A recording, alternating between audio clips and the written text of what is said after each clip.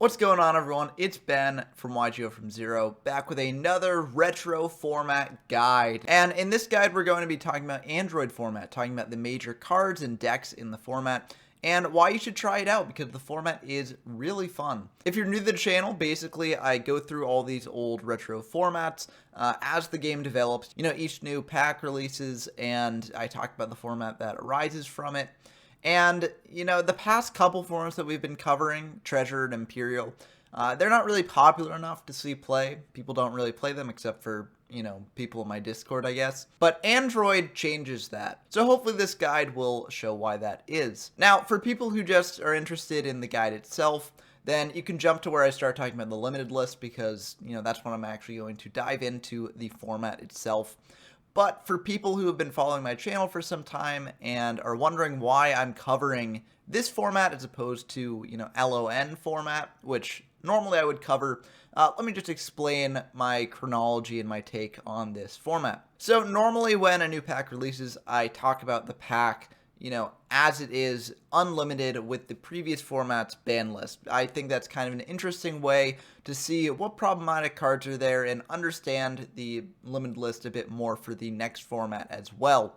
However, I don't actually think, playing Labyrinth of Nightmare Unlimited really does too much to actually change the format.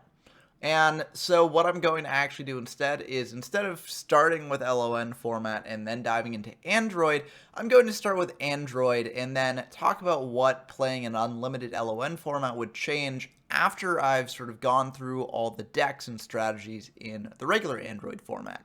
I think this should probably save some time, and given that more people are interested in seeing these decks in the context of Android itself, I think it will probably be better for everyone. Now, if you want to explore this unlimited LON format before I actually get there in my videos, then we have a Discord server where you can play it. There is a channel for it, and people are testing it pretty often.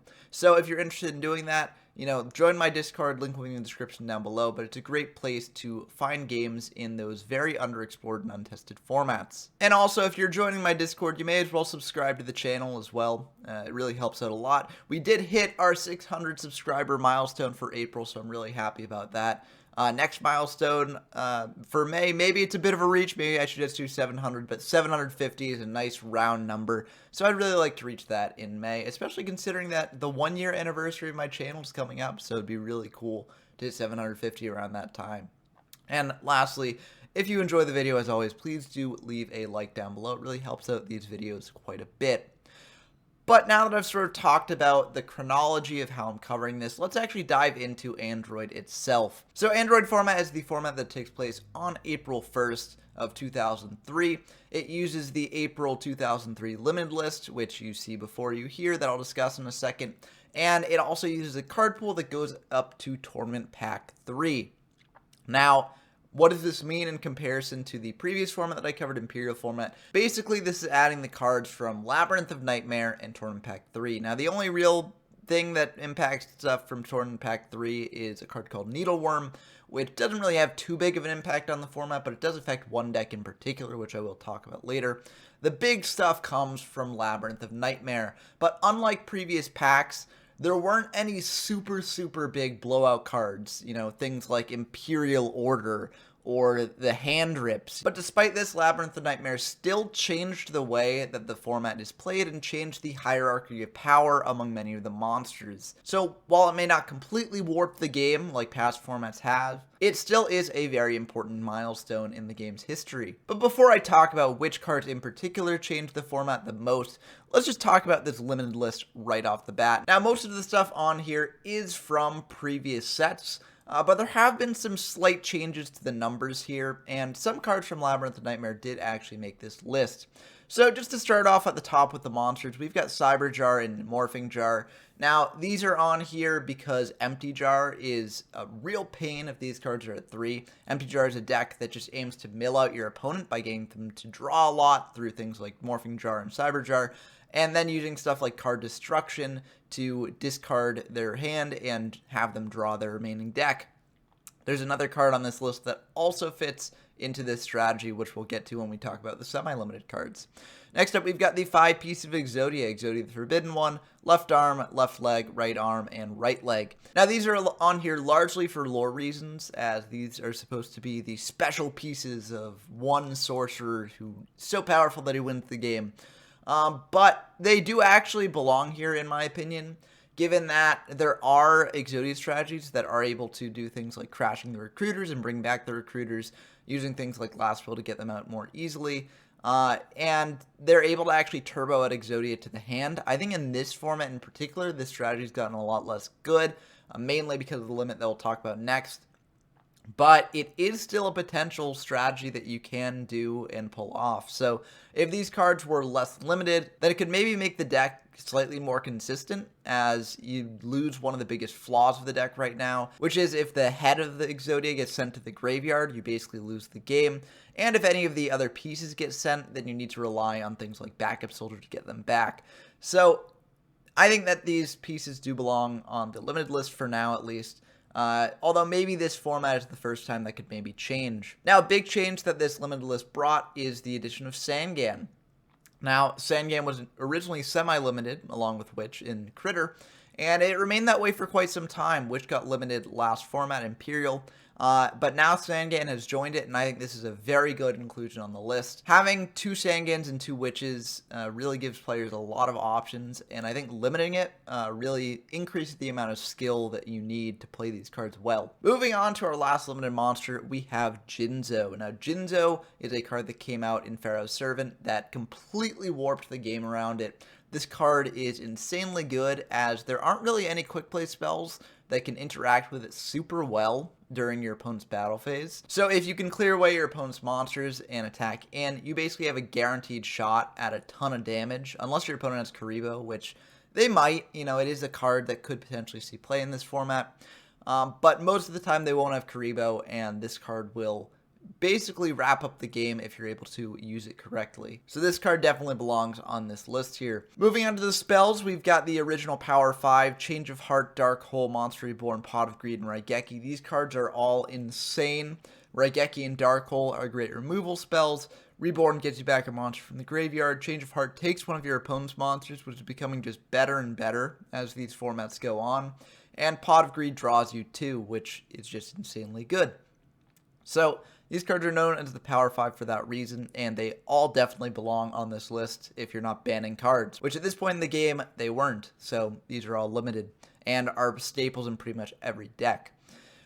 We also have the 3 hand rips introduced by Magic Ruler. We've got Confiscation, Delinquent Duo, and the Forceful Sentry. These cards are some of the more degenerate cards in the format, and something that a lot of people complain about when they go back to these old DM era formats. But I think that while they can sack, they're really bad late game most of the time. And I think that, you know, they're not actually as format ruining as you may think. So, you know, unfortunate that they're in here for a lot of people, but I don't think they're ultimately too much of a problem. Moving on, we've got a card that's also getting better and better each format, and that's Painful Choice. Painful Choice can be great at doing graveyard setup. If you send a Jinzo, you either get it to your hand, where you could potentially use it to tribute over a monster and negate all traps on field, or you could get it in graveyard where you can revive it with something like Monster Reborn, called the Haunted or Premature Burial. So it's very good for that reason, and in this format it just gets better because there are a bunch of cards that banish cards from your graveyard to get positive effects, and Painful Choice is great graveyard setup for that. But we'll get into those more when we discuss the new cards from this format. Next up, we've got Snatch Steal, which is basically like another Change of Heart, and very strong for similar reasons. We've got an Upstart Goblin, which is mainly here to prevent like certain combo decks from being too consistent, I think. This isn't really as useful a card here as it was in the OCG, I think. I think that's why it's on the list, because people were afraid that it would be as good here as it was there. Most people, I don't think, play this, but maybe they should. I mean, it's a cycle, which gets you an extra card in the graveyard for your monsters. So maybe this card will start seeing more play in the future, but in formats like this, life points do matter a lot more. So for that reason, this card doesn't really see too much play right now. Next up, we've got Premature Burial, which is great at just getting a monster back from grave. It can be disrupted through things like Mystical Space Typhoon or Dust Tornado, but if you are able to pull it off, it's very good. Next up, we've got Limiter Removal, which is here just to curb the power of a deck known as Machine OTK, which can get machines onto the field, and then use Limiter Removal to buff up their attack. And if you've got Jinzo on your field as well, your opponent won't really be able to respond to this. Now, at one copy, it's not consistent enough to make Machine OTK an actual viable strategy, so it doesn't really see much play. Especially now in this format that the next best machine, Mechanical Chaser, is basically irrelevant for reasons that we'll see shortly. So this card could maybe even come off the limited list, but it's here just out of fear of Machine OTK. Next up, we get to some new cards from Labyrinth of Nightmare, Mage Power and United We Stand. These cards are on here for similar reasons. They're very powerful equip spells that sort of blow all the other attack buff equip spells out of the water. Mage Power can get out of hand really quickly if you set a bunch of spells and traps, increases the attack of a monster by 500 for each one of them, which can be just insane amounts of damage. United We Stand is similar, but it's a bit harder to pull off in this format, given that the monster gains 800 attack for each face-up monster you control. Now, this can get out of hand quickly, but unlike Mage Power, you can't just set a bunch or summon a bunch to get United We Stand up to the same sort of levels that Mage Power can get to. So I think it's a bit less good than Mage Power. But both of these cards, if they were unlimited, they could potentially feed into major OTK strategies using things like Hayabusa Knight, which is a monster that can attack twice a turn. And, maybe if you buff that up with these, then you'd be able to have a consistent OTK. I feel like that deck isn't like super consistent, but people are testing it out in LON format, so I'll report back on that once they've done that. For now, though, I understand why these cards were put on the limited list, even though, it doesn't really affect much in my opinion. Next up, we've got Card Destruction, which again goes to the Empty Jar strategy. Pretty good that it got limited. And lastly, for the spells, we've got Sword Driven Light. I'm not sure this necessarily belongs on the list anymore, given that there are things like Imperial Order, Mystical Space Typhoon, Dust Tornado, Heavy Storm. So many ways to actually deal with this card. But it is here as it is a very powerful stall tool if your opponent doesn't have the spell and trap removal. Next up, we've got the traps, firstly being Imperial Order, which is one of the best traps in the game, honestly. Being able to shut down all your opponent's spells for a very low cost is very good. So, this card is just format warping, just like Jinzo was. And it's even so powerful it lends its name to the previous format, Imperial format, just like Jinzo lends its name to Android format. For the next trap, we've got Call of the Haunted, which is a very good revival spell, just like Premature Burial and Monster Reborn. And it can even be used during your battle phase, so you can get additional damage on board very quickly. Next up, we've got Ceasefire, which isn't the most threatening card at 1, and mainly sees play as sort of an anti-Empty Jar tool. But if this card was at 3, Burn would have a field day with it, so that's why it's at 1. Next up, we've got Mirror Force, and Mirror Force is a really big blowout trap in this format. There are plenty of ways around it, but if your opponent doesn't play around this card, switching some of their monsters to defense maybe, or just not committing a ton of monsters to field and attack, then they could get majorly blown out by a surprise Mirror Force. So that's why it's on this list. If this was at 3 copies, then the game I think would be a lot slower than it is right now. And lastly, we've got Magic Cylinder. Now, I'm not quite sure why this should be on the list. Maybe because they were afraid of like burn decks. If this card was at 3, then you could potentially get your opponent down low enough with it while protecting yourself enough that you're able to make burn a lot more consistent. Again, this sort of strategy is being tested out in my Discord in the LON format section. But, at 1, it's just not really very good. Being able to negate an attack is nice, and deal damage is nice as well. But most of the time you want your cards to actually do things that either get you more resources or deprive your opponent of resources, and this card does neither. So I don't really think it's very good, and it doesn't really see much play despite being on the limited list. Next up, we've got some semi-limited cards, starting with Morphing Jar number 2. Now, this is the other monster on this limited list that Empty Jar really makes great use of, and this is honestly one of the most powerful monsters in Empty Jar, in my opinion. It's got a somewhat complex effect that I'm not going to go completely into right now, but basically it's great at stopping your opponent's aggressive pressure and also potentially milling them for a ton of powerful spells and traps. So very good card, although in this format, milling a ton is a bit less good given the use of things like Skull Lair, Bazoo the Soul Eater, and stuff like that, which we'll get into shortly. For the semi-limited spells, we've got Heavy Storm, which can clear away your opponent's entire back row, which is very strong in this format. We've got Nobleman of Crossout, which can clear their sets and also makes it so that flip monsters aren't necessarily as prevalent in this format than they have been in formats past. And lastly, we've got Backup Soldier, which is only here because it can be very strong in Exodia at being able to get back your pieces. And that's going to do it for the limited list for this format.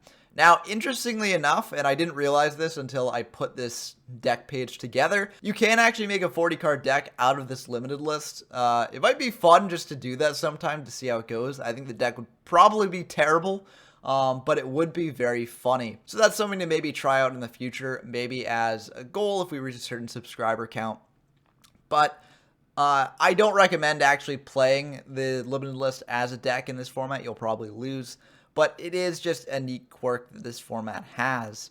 But now that we've covered the limited list, let's talk about the new cards in this format and what makes them so special. Now, before diving into all the new cards in this format that don't really affect things that much or have niche applications, there are some cards that Labyrinth of Nightmare introduced that have a major game warping effect on the game, and so I'll call them core cards. In this section, I'll also discuss just like cards from past sets that you can potentially see in a lot of decks in the format, and that are good things to know about. But the main new feature that Android format has is the existence of this sort of triangle of beaters here. Now, before this, the level 4 vanilla monster with the highest attack was Mechanical Chaser at 1850. Labyrinth of Nightmare introduces a new top dog in this category, and that's Gemini Elf with 1900 attack. Now, unlike in past formats where this would be good enough to let Gemini Elf stand uncontested on the board, this format introduces another level 4 monster that can actually get over it for not too much cost, and that's Bazoo the Soul Eater. Now, before I talk about Bazoo the Soul Eater specifically, I must mention that at this time in the game's history, there actually was a mistranslation that affected how certain major cards in this format actually work, and that mistranslation occurred around cards that had to banish cards from the graveyard. It basically said that these cards could banish any card from the graveyard for their effects, when in actuality it should have been only monsters. Now, because we play these formats with the rules of the time, we do play these cards with the mistranslated effects, and so things like Bazoo the Soul Eater actually can banish any card from your graveyard, not just monsters, to use its effect. So now that I've gotten that proviso out of the way, you can maybe see why Bazoo is so strong, because while this monster may only have 1600 attack base, once per turn, you can banish up to 3 cards from your graveyard, and this card gains 300 attack for each until the end of your opponent's next turn. So this card can actually pretty easily boost itself up over Gemini Elf. All you need is 2 cards in the graveyard. And because of this, and because it's so flexible, you know, this really opens up a lot of different deck building philosophies and makes some cards a lot more viable than they would be if this card did not work this way. But as such, it is very easy for it to get over Gemini Elf, and it can even get over Jinzo as well if it banishes 3 cards, which can come up and often does. Now, while this is incredibly strong, there is another beater that can sort of act as an out to Bazoo, and that's Kaiku the Ghost Destroyer. Now, this monster only has 1800 attack, so it is beaten by Gemini Elf, but the key part of it is that your opponent cannot banish cards from either graveyard, which means that if your opponent has a Bazoo on the field, they can't actually use its effect while Kaiku is in your control. Interestingly enough, they also can't use the effect of Nobleman of Crossout, which is kind of a weird ruling of the time. It would eventually be changed, but for this format, you can't actually use Nobleman of Crossout while your opponent controls a Kaiku. So, you know, good thing to know. But this Floodgate effect is very strong, and in addition, this card has a very beneficial battle effect where if it inflicts battle damage to your opponent, you can target up to 2 cards in their graveyard and banish those cards. Now, this is great at getting rid of problematic cards that your opponent might want to revive later, things like Jinzo. This card can banish it out from the grave before your opponent can use something like Call of the Haunted to bring it back. But it also is great at just depriving your opponent of resources in the graveyard to use with something like Bazoo. or with the next card that we're going to talk about, Skull Lair. Skull Lair is a continuous trap that reads, remove from play any number of cards in your graveyard to destroy one face-up monster on the field whose level is equal to the number of cards you banished. So this is an incredibly strong removal tool, which is very good in a format where, you know, these 3 beaters really are dominant, and most people are playing some amount of all 3. Because Kaiku's an out to Bazoo, Bazoo's an out to Elf, and Elf is an out to Kaiku. So these cards are all seeing play, and with Skull Lair, you have a surefire way to remove them. All you need to do is banish 4 cards, and you can get rid of any one of them. Now, Skull Lair isn't flawless. You do need a fair amount of graveyard setup to do it, and also it doesn't work while Kaiku is on the field, but it still is a very good card that sees a lot of play. And for good reason. It's just incredibly, incredibly strong. And if you are able to get that graveyard set up, it can be a real pain for your opponent to deal with. Moving on to the other traps, we've got Jar of Greed, which may seem very underwhelming. It's just a trap that lets you draw 1 card. But when you think about it in the context of this format, it actually becomes a lot better. Now, I've mentioned multiple times here that you need to have fodder in your graveyard for things like Skull Lair and Bazoo.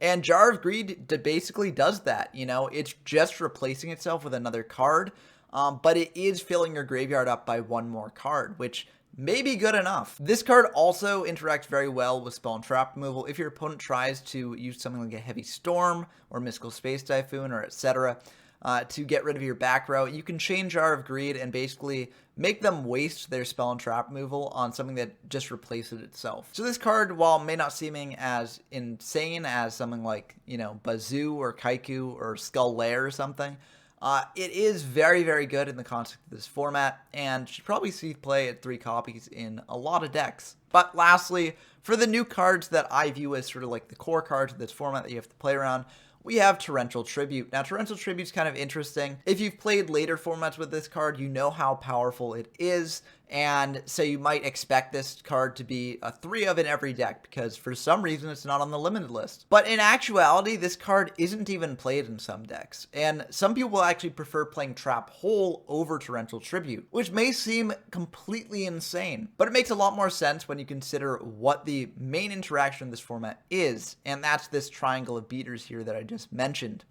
Now, when you have one of your beaters on the field, you want to have to force your opponent to use up one of their beaters to get over it, or else use up something like, I don't know, a Fisher.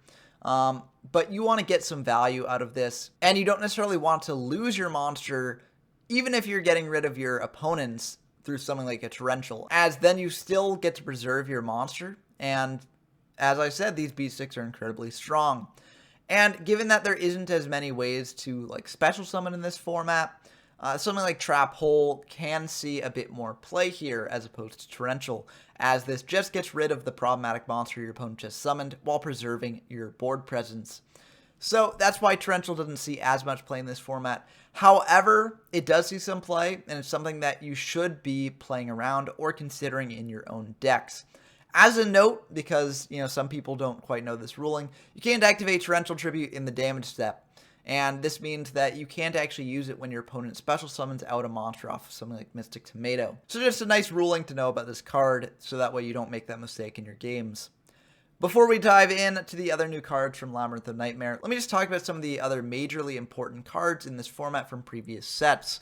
Now, most of the cards on the limited list that I talked about will also fit that category, but I just talked about them on the limited list. So let's dive into the cards not featured on that list. Starting with Mystic Tomato. Mystic Tomato is one of the most important monsters in this format. It's able to fetch out things like Sangan and Witch of the Black Forest, and just replace itself in battle, which is very, very nice. You know, the key sort of good stuff deck of this format is actually known as Tomato Control, because it does just play 3 tomatoes, and the board presence it provides can be enough to be insanely strong and insanely tough for your opponent to deal with. Tomato can also bring out Cannon Soldier, which is another very good card. I think it's less good in this format than it has been in formats past. But basically, with the high amount of damage output that this format has through the beaters, this card can be a great card to search at the end of the game to just get in that last bit of damage that you need. Another great search off of Tomato is Masked Sorcerer, which is still seeing some play in this format. It's gotten a lot less good than it was in Critter format when it had a whole deck named after it, but being able to draw a card is still very good, and if you've got ways to clear your opponent's monsters and get in with this, it's going to be pretty nice. Definitely not seeing play at like 3 copies, but maybe as a one-of to bring off Tomato, it could be pretty good. And next up we have some notable flip monsters, starting with Magician of Faith. Magician of Faith can be used to get back very powerful spells from the grave, and this format is playing a ton of them. But with the existence of Nobleman of Crossout, it's seeing a bit less play than it was in the past. Still a good card to know about and potentially play maybe as a one-of. We've also got Man-Eater Bug, which again, just like Faith, is seeing less play in this format. You know, with other ways to remove monsters, things like Bazoo, Skull Lair, this card's gotten a bit less good, and the existence of Nobleman of Crossout doesn't really help it any. But it still is a pretty decent card, so, you know, it still can see play, and it's something to play around if you see your opponent has a set monster. And lastly, we've got 4-starred Ladybug of Doom, which I'm really only mentioning here because there is a deck that people have tried to make work called Ladybug Control, where you basically use this card to clear your opponent's level 4 beaters, and given that Gemini Elf, Bazoo, and Kaiku are all level 4, this can be pretty decent in this format.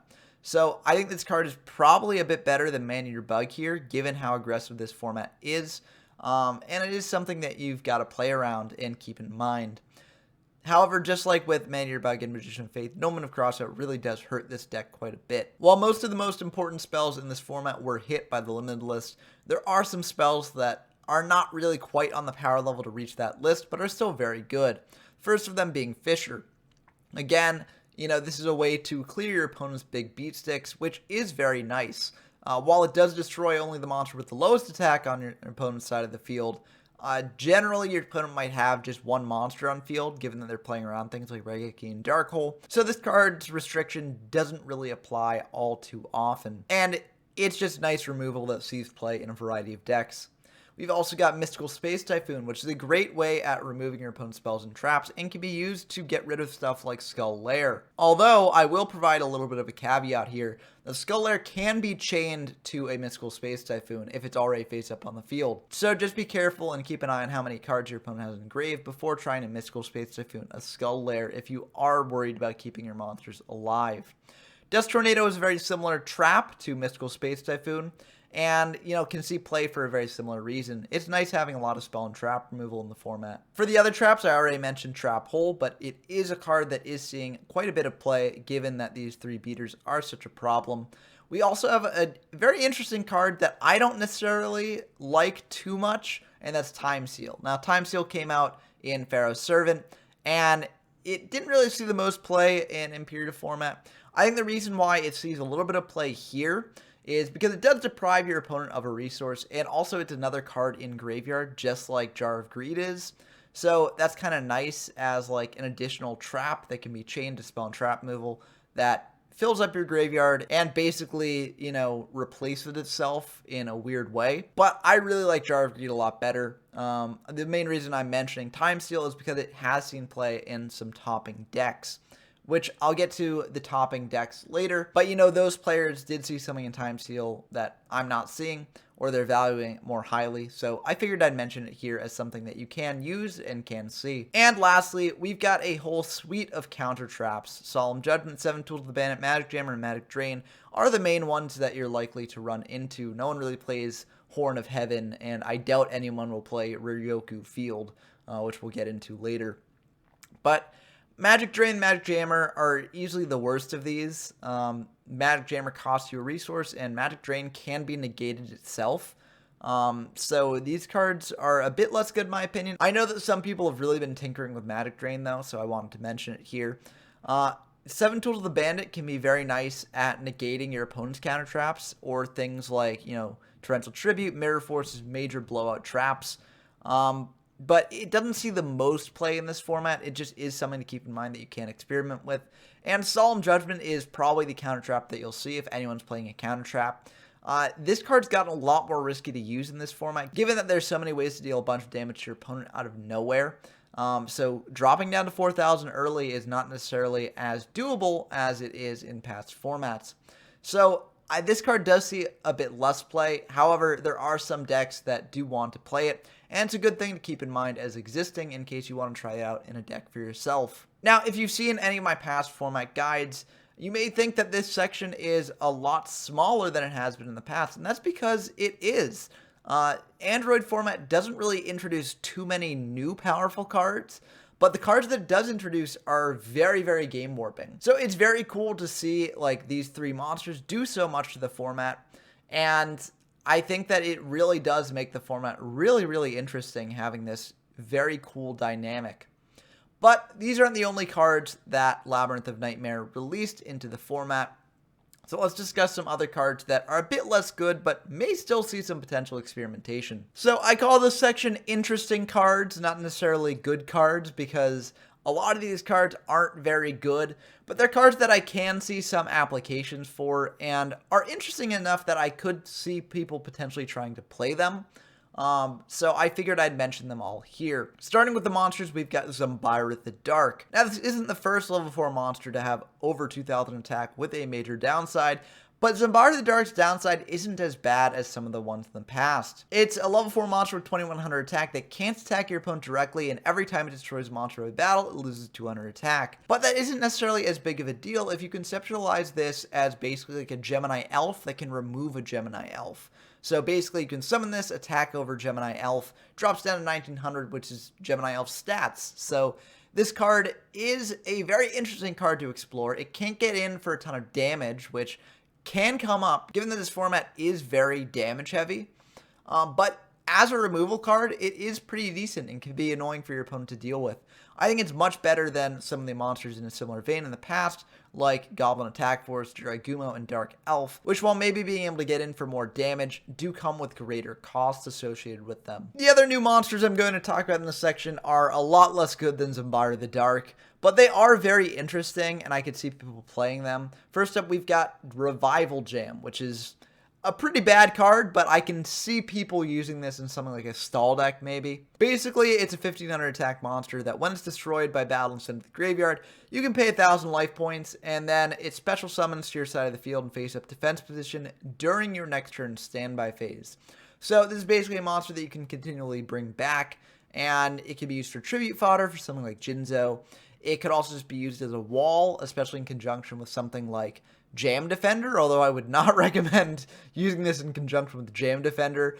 This is just like an anime trap that basically when an opponent's monster declares an attack, while you control a Revival Jam, you can switch the attack target to that Revival Jam. But your opponent can just play around this by attacking Revival Jam first if they've got multiple monsters. I think this card's really bad, and while I think Revival Jam maybe could see some play, I doubt Jam Defender will ever see any play. But it is interesting to have a recurring monster that can come back pretty easily. Now, unfortunately, this only triggers when it's destroyed by battle, so you can't really get repeated use out of it too much, but it is something to consider. Next up, we've got another card that could potentially be used as tribute fodder, and that's Gillosaurus. Gillosaurus is a monster that you can special summon from your hand, and if special summoned that way, your opponent can special summon one monster from their graveyard. Of course, that second part of the effect is a major downside, but if you play this card very early in the game, this doesn't really affect things as much. And also, if you're using your Kaiku wisely and banishing your opponent's monsters, you can potentially wind up in situations where your opponent doesn't have monsters in their graveyard in the mid-game, where Gillosaurus can really shine. I think this card's really neat. I don't think many people are actually experimenting with it, but I think it could have potential applications in this format. Now, 1,400 attack isn't the best here, but it is extra damage, and it can also just be used as tribute fodder for your Jinzo. So I'm curious to see if anyone will actually do anything with this, but it is a card to potentially consider if you're looking for a bit of spicy jank. Next up, we've got the hard counter to Gillosaurus, Jowgen the Spiritualist. Now, this card is very interesting, as it sort of feels really out of place here, given that there aren't really many special summons going on in this format. But it still can be very nice. Now, this is a very weak monster, 200 attack, 1,300 defense. It lets you discard a random card from your hand to the graveyard to destroy all special summoned monsters on the field. Also, neither player can special summon monsters. So this can be a great sort of floodgate if your opponent does have like a Mystic Tomato. You can summon out Jowgen, prevent them from summoning off that tomato. Also, if your opponent has special summoned out like a Mystic Tomato, or brought back a Jinzo from the graveyard, Jowgen can be very good at punishing that, summoning it out. Discarding a card to get rid of Jinzo is a pretty good deal. However, the random card aspect of this is a bit painful, and it is a very weak monster on its own. It really needs your opponent to be special summoning monsters to see much use.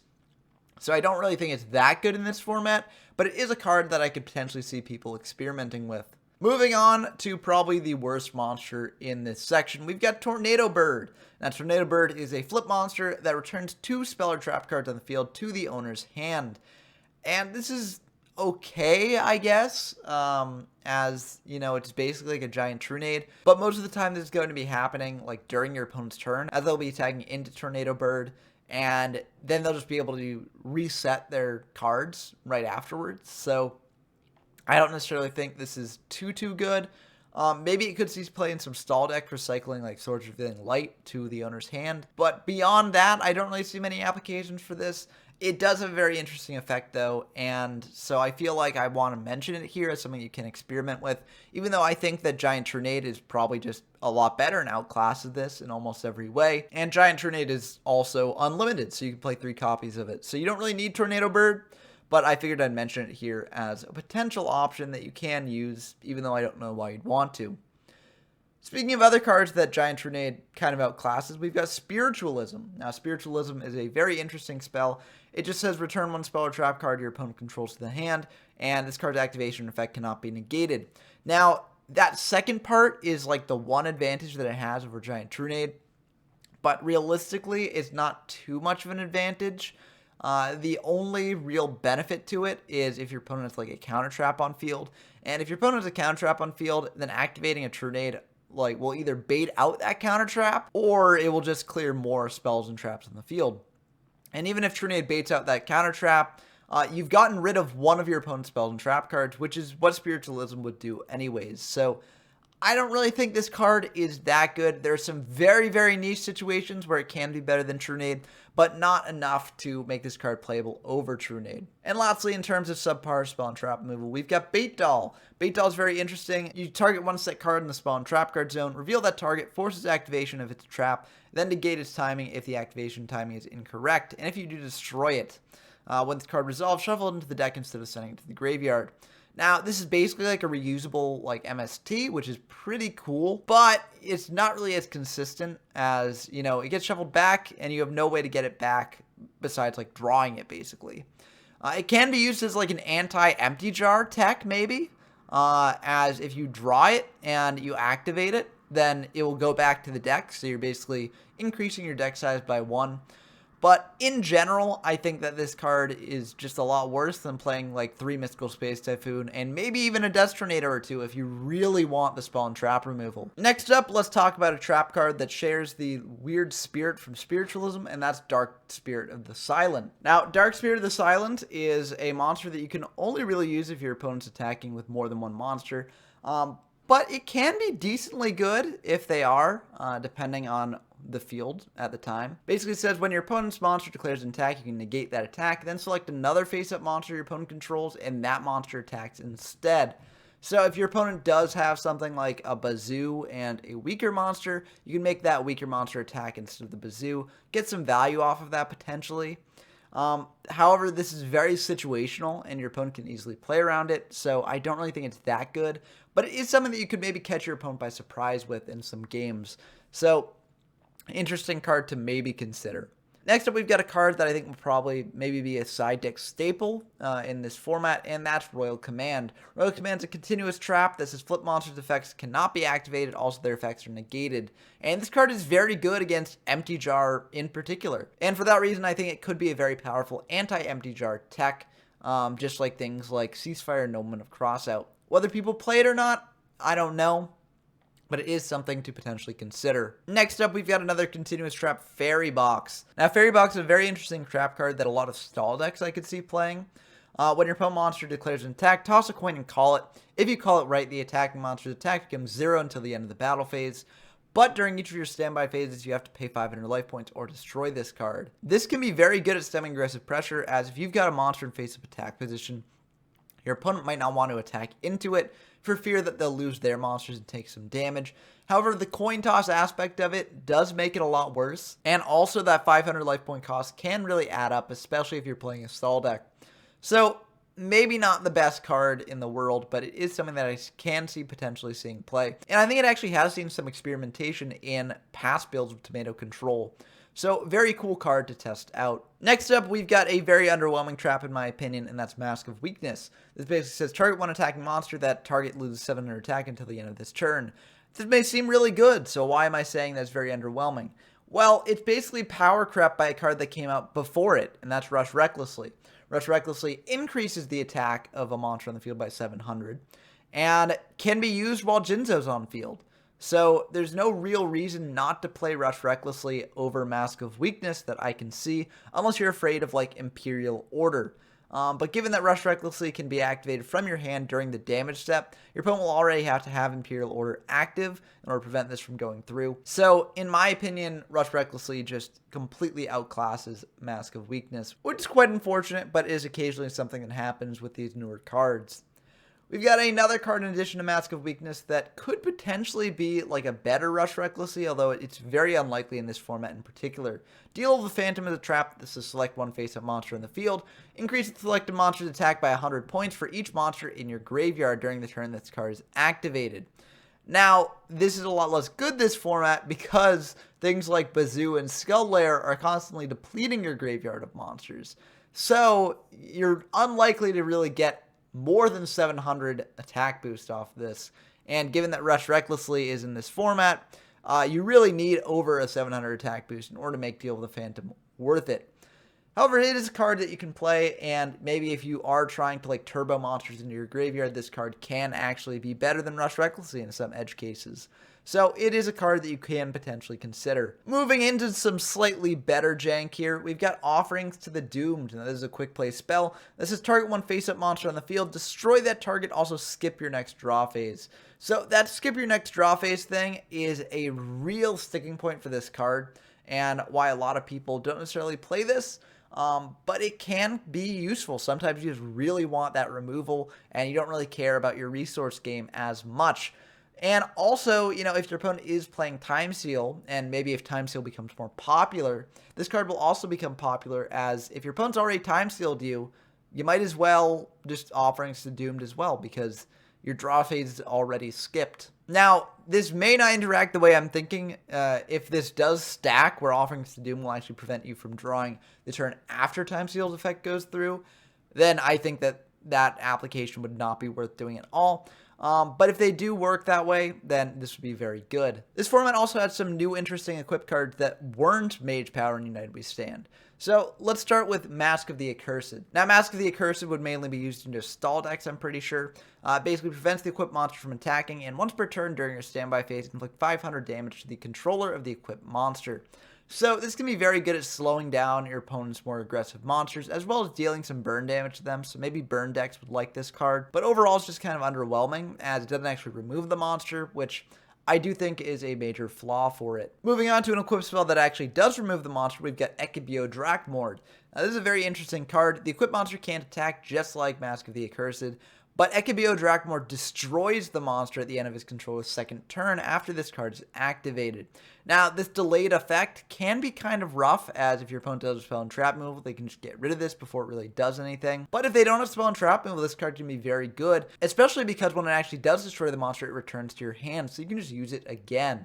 So I think this card's really sick, and, you know, with the spell and trap removal in the format, maybe it's a bit less good, as well as Imperial Order. But, you know, maybe with all the spell and trap removal and Imperial Order in this format, this is a lot less good, but it is something I can maybe see people experimenting with in the future. Next up, we've got a card that I think is specifically maybe good this format, and that's Miracle Dig. Miracle Dig says that if at least 5 of your monsters are banished, target 3 of them, return them to graveyard. Now, this card was unfortunately not one of the cards that was mistranslated to say just cards instead of monsters. So this monster thing really does apply. But it can be used to potentially reset up your graveyard for things like Bazoo and Skull Lair. So that is a nice application of this. It could also be used potentially in Exodia decks to get back their pieces after they've been banished, although that's much less of a likely application. I'm not sure this is necessarily worth playing, but it is a card for people who are worried that they'll run out of graveyard resources. Next up, we've got a card that is broken a lot later in the game's history, but is a lot less good here, and that's Card of Safe Return. Now, this is a continuous spell that says when a monster is special summoned from your graveyard, you can draw 1 card. And this is a lot less good because there just are less ways to do this. You know, there's Monster Reborn, Call of the Haunt, Premature Burial, sure, but that's 3 limited cards. And besides that, there aren't really as many ways to do that. There are some, though. Specifically, Spear Cretin and Shallow Grave can both special summon monsters from your graveyard. However, in the case of Spear Cretin, since Card of Safe Return won't actually trigger during the damage step, this won't actually really apply in most cases with Spear Cretin. So there are a lot less ways to abuse Card of Safe Return in this format than there will be in formats in the future. So I think it's a lot less good here, but it is something you can maybe experiment with. And I mean, I don't really think it will be that useful, but I'm sure that if it can be broken, someone will figure out how to break it.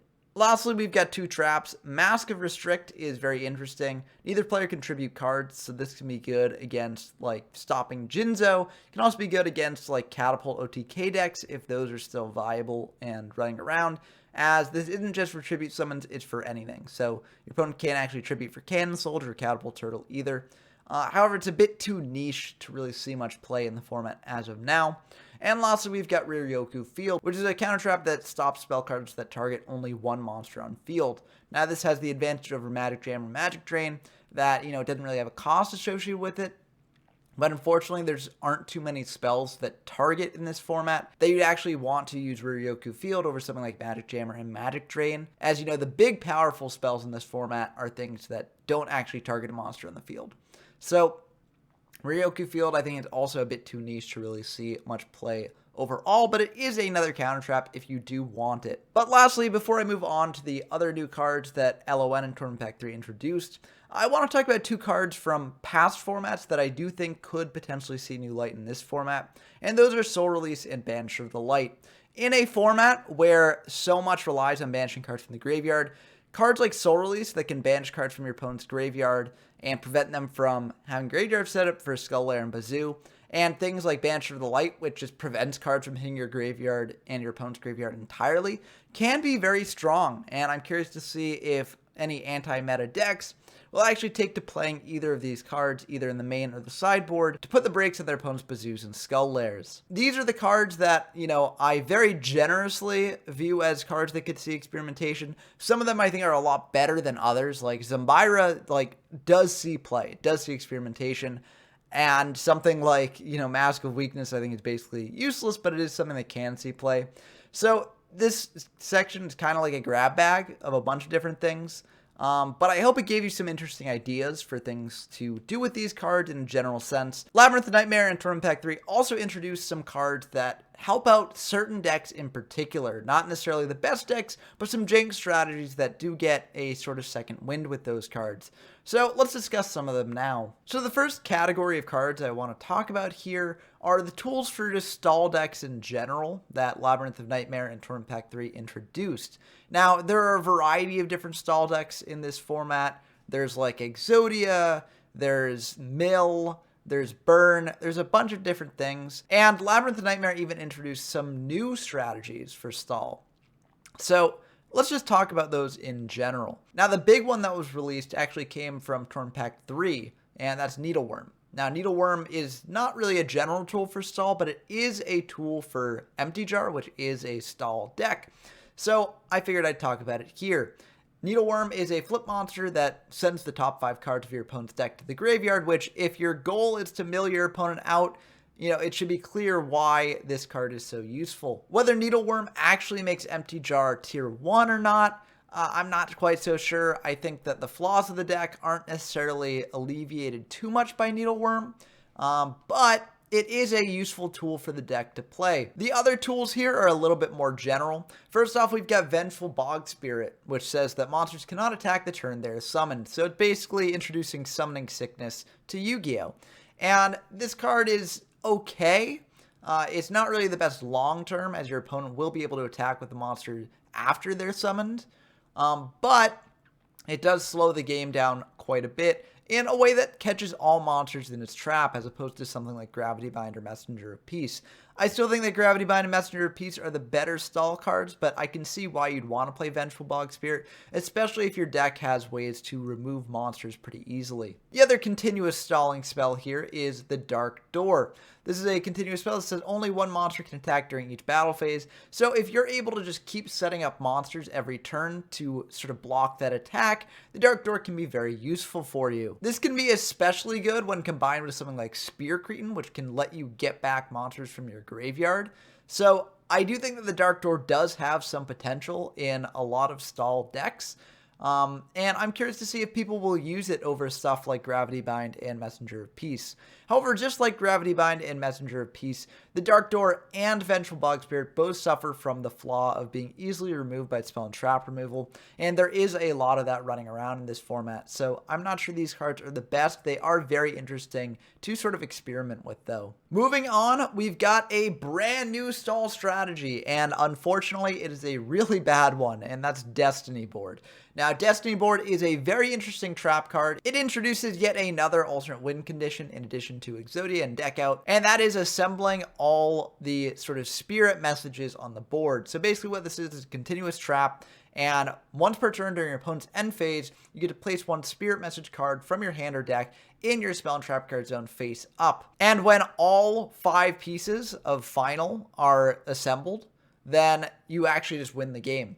Now, this comes with some major flaws. For instance, it does have the clause that when any of the Spirit Message cards or this card are sent to the graveyard, then they all get sent to the graveyard, which means that you can lose a lot of progress very quickly off of just something like a Mystical Space Typhoon.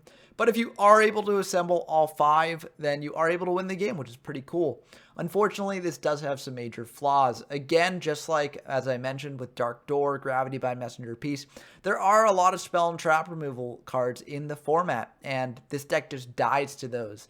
And while you could potentially play traps like Magic Jammer or Solemn Judgment to get around that a little bit, you do need to have your last spell and trap card zone slot open for the last spirit message. So your opponent can always just wait until you've got that empty spot and then fire some spell and trap removal. So I don't think the deck is very good. I think it's actually basically unplayable. Like, I view this on a similar tier as something like Gate Guardian or Great Moth, in just you'll never be able to actually pull off this win condition. But it is a very interesting deck here. And if anyone actually does manage to pull it off, I mean, that would be insane. The last sort of stall card that I want to mention here is probably the most niche, and I think a pretty bad one, but it's Tornado Wall. Now, Tornado Wall is a continuous trap. This is activate only while Umi is on the field. While Umi is face up on the field, you take no battle damage from attacking monsters, and destroy this card when Umi leaves the field. So this combined with the field spell Umi can give you a slightly competent stall strategy if your opponent doesn't have ways to remove it. However, you do need to be playing Umi with this card in order for it to work. And so I don't really think it's that good, especially because like Umi doesn't really lend itself well to a stall deck. There are things like Island Turtle that can go up to 2200 defense while Umi's on the field. But it doesn't really have a stall win condition. I guess you could just play copies of Umi and Tornado Wall in a regular stall deck to sort of provide you with like a Waboku-like effect while it's on the field. But that just seems like adding more bricks to the deck, and I don't really think it's very good. In addition, Umi is not even the field spell that most water decks are playing. If water decks are being played, they're probably playing something like Umi Ruka, which increases the attack of all water monsters by 500. So I don't really think that Umi plus Tornado Wall is worth playing in pretty much any deck, but it is something in the format that you can play if you want to. But I've talked a lot about stall decks in general here, but I haven't really mentioned Burn, and that's because Burn received a whole suite of new tools that I feel like deserve to be talked about in their own section. So let's talk about those now. Before talking about these new tools, I think it is worth mentioning what Burn looked like in the formats immediately prior to this, because Burn largely would just win through the effect of things like Chain Energy combined with Just Desserts to make your opponent take damage whenever they tried doing things, and also if they committed too much to the board, just burning them out to death with Just Desserts. And I think this is probably still the best way for Burn to win. And I do think the deck is probably still competent, as the deck was still competent in Imperial format, and not too much has changed to make it that bad. The one thing I'd say is, like, your opponent can pop things like Giant Germ with Skull Lair pretty easily. It's a level 2 monster. But other than that, I think the deck is pretty good. And I'm excited to like explore it a bit more in this format, as I haven't really checked it out in this format and seen how it performs. However, there are some new avenues to go with Burn, so I want to discuss those, even though they may not all be the best. I do think that if you are considering playing Burn, you should really focus on the Chain Energy Just Desert Ceasefire cards, as opposed to a lot of these newer options. But speaking of those newer options, let's start talking about them, starting with arguably the worst one, and that's Mask of Dispel. Mask of Dispel says select one face-up spell card on the field. The controller of this spell card takes 500 points of damage during each of your standby phases. When the selected card is removed from the field, destroy this card. Now, this would be pretty okay if your opponent actually has a spell card active on field that you can use this on. However, it's very unlikely that your opponent actually will have a face-up spell card on field unless they're playing like an equip strategy. And even if they are playing an equip strategy, I don't think the 500 damage a turn is worth running this. So I feel like this card is just way too situational for use in a general burn deck. If you do want to play one of the mask burn spells, I would say use Mask of the Accursed that I mentioned in the interesting card section of this video, because that's likely to be online a lot more, and it still does the 500 damage to your opponent. Moving on to a card that I think is actually somewhat decent, we've got Amazoness Archer. Now, Amazoness Archer is a monster that says you contribute 2 monsters and inflict 1200 damage to your opponent. So when you compare this to Cannon Soldier, they both got similar stats, and Amazoness Archer actually does more damage total. If you tribute 2 monsters with Cannon Soldier, you're only dealing 1,000. If you tribute 2 with Amazoness Archer, then you're dealing 1,200. However, Amazoness Archer does have the downside of not being able to use it when it's the only monster on your side of the field, which can come up. And oftentimes with Cannon Soldier, you won't have many monsters on the field to use it with, or you want to preserve it on field for later.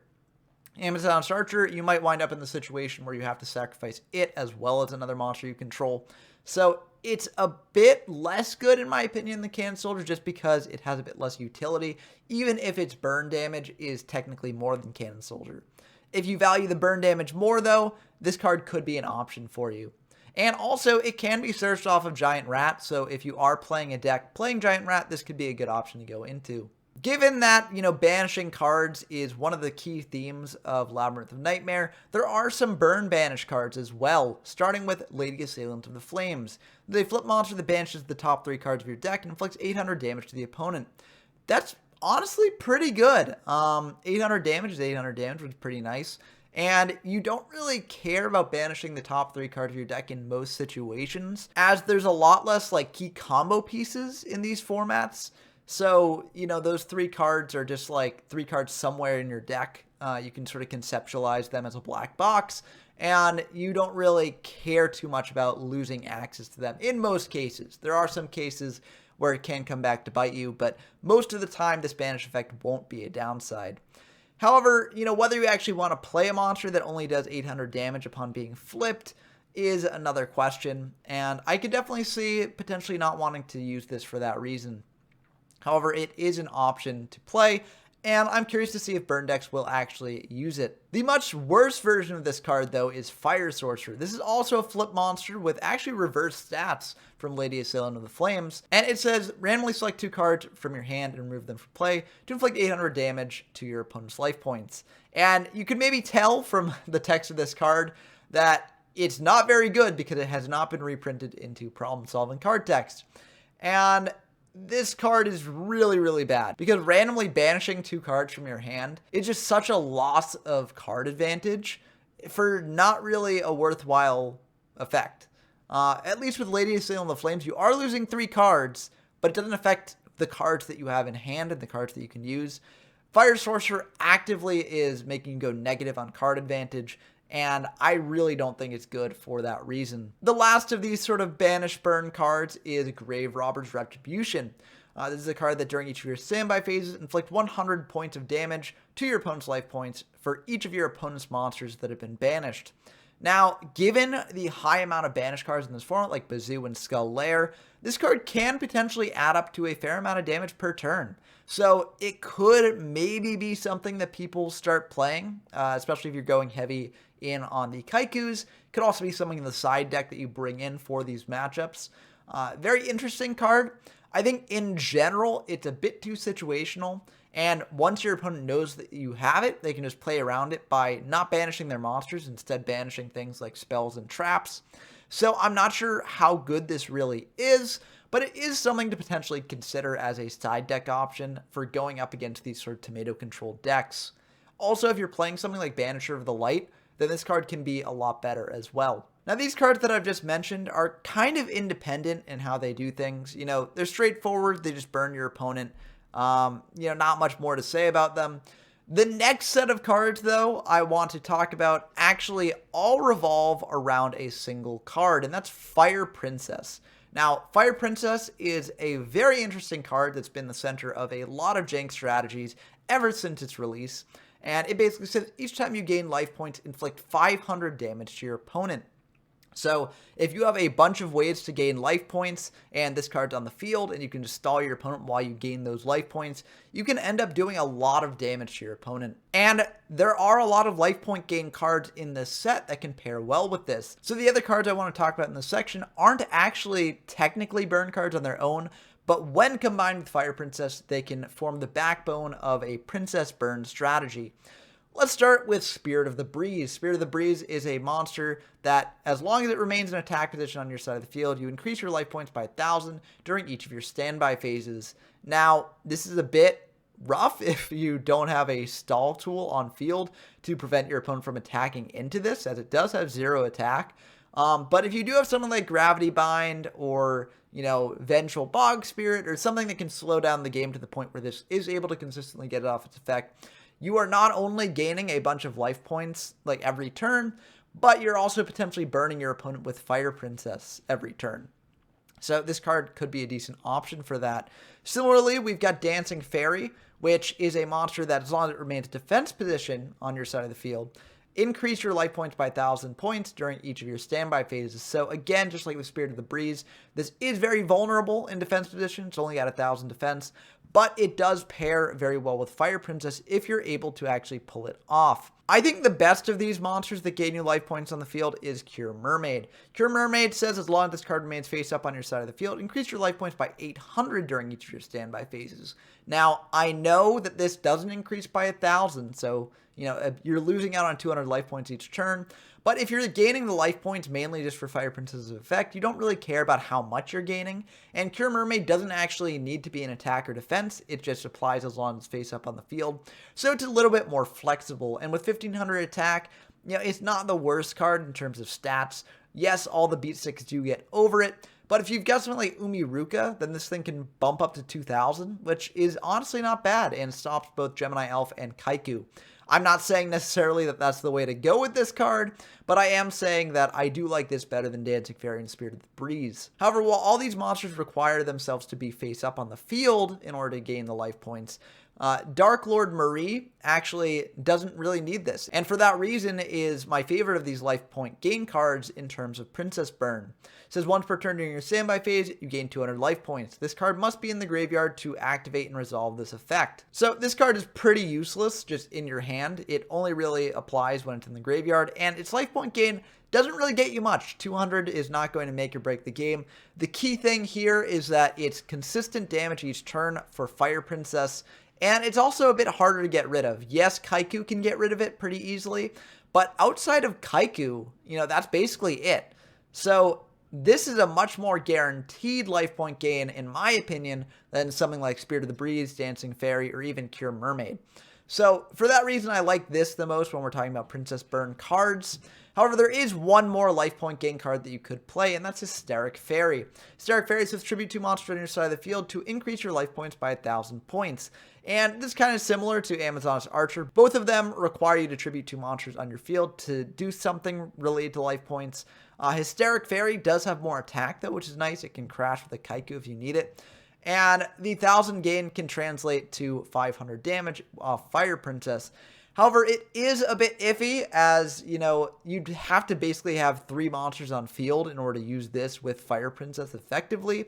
So I do think that of these, this is the worst of them for Princess Burn, but it is an interesting option that you could include if you want to. And of course, there are a bunch of life point gain cards from earlier formats like Diane Keto the Cure Master, Blue Medicine, Red Medicine, etc. There's a lot of life point gain cards here that you can combine with Fire Princess. However, I don't really think that, you know, they're that good, and this might just be a factor of, like, I don't think Princess Burn is ultimately that good. It requires you to just sit on a very fragile monster for a long period of time, and oftentimes you need to set up other very fragile monsters to gain life points consistently every turn. You could use something like Solemn Wishes instead, but with all the spell and trap removal running around, things like that even aren't really the most consistent thing in the world. In order to stall, you're going to have to use things that can die to spell and trap removal as well. So I really don't think that this deck is very good right now, but it is another jank direction that Burn can go in if they want to, and I'm sure that people will be experimenting with it in this format. Now that I've talked about some of the more stall-focused strategies, this set did also release some tools for more aggressive strategies, namely Tribal as well as Equip. So let's talk about those now. Now, in terms of some of the more aggressive jank strategies that we've got, a lot of them fall into 2 categories, one of which being tribal cards or elemental cards, dealing with certain types and attributes of monsters, and the others being equip spells. Now, I've already mentioned some equip spells over the course of this video. Mage Power and United Withstand are of course great for the deck, and they can combo with cards like Hayabusa Knight for big OTK potential, but there are some others in this set that I want to mention. Since I'm sort of covering these both at the same time, I've sort of used this section as a grab bag for some equip spells or cards that probably shouldn't see play and are really bad, but I don't really have a better place to talk about them. So let's dive in talking about some of these more aggressive options, starting with Dark Necrofear. Now, this is more on the tribal side of things, but it's a really sick boss monster that I think has seen some experimentation because it's just really cool.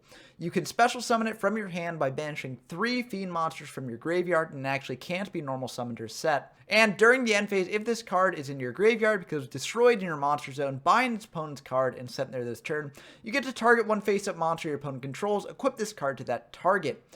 And while this card is equipped to a monster by this effect, you take control of that monster.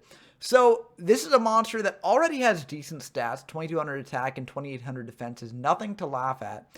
And it becomes a snatch deal when it's destroyed, which is just really sick. Now, there are ways your opponent can play around this. If they use like a Raigeki or something or Dark Hole and then like set a monster, then obviously this can't be used in an equip spell. But most of the time, the way your opponent's getting rid of this is through things like Bazoo or Jinzo. And if they do that, then you get a Bazoo or Jinzo of your own.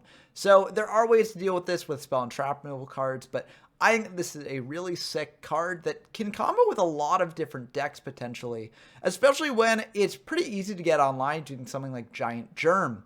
Giant Germ's a fiend monster that it's shown up in past formats, mainly in burn decks, as it does burn your opponent for 500, but it recruits 2 more Giant Germs from your deck when it's destroyed by battle. So that's 3 fiend monsters already engraved for Dark Necrofear. So with this combo, it's very simple to bring out Necrofear, and since Germ can be brought out off of Mystic Tomato, I think there's a lot of potential for this. So I'm hoping that more people will experiment with Necrofear in the future. There are some other major monsters in this format that also require you to banish cards from your graveyard to bring out, and they fall into general categories based on attributes instead of types. The best of these, in my opinion, is probably Soul Purity and Light.